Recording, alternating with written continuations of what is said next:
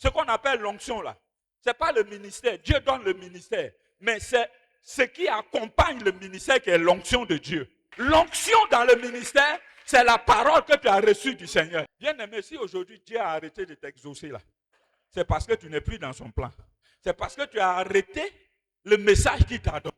Aussi longtemps que tu suis le message que Dieu t'a donné, bien aimé, rien ne t'échappera au nom de Jésus. Les choses nous échappent quand on a perdu la parole qu'on a reçue du Seigneur. Quand tu n'as pas encore perdu cette parole, rien ne t'échappera.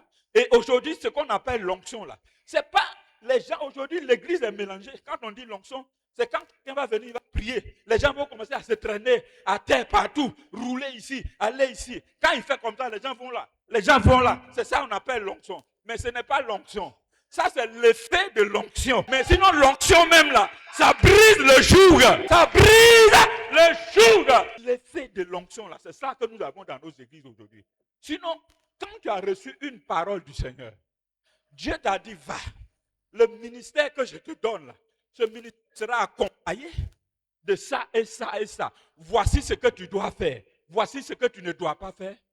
Ta puissance dans le ministère, c'est ce que Dieu t'a dit là. Si tu appliques ça, tu seras toujours puissant. Mais quand tu vas arrêter ça, tu ne seras plus puissant. Ça finit. Donc aujourd'hui, l'obéissance à Dieu est l'onction dans notre ministère. Qu'est-ce que Dieu t'a dit?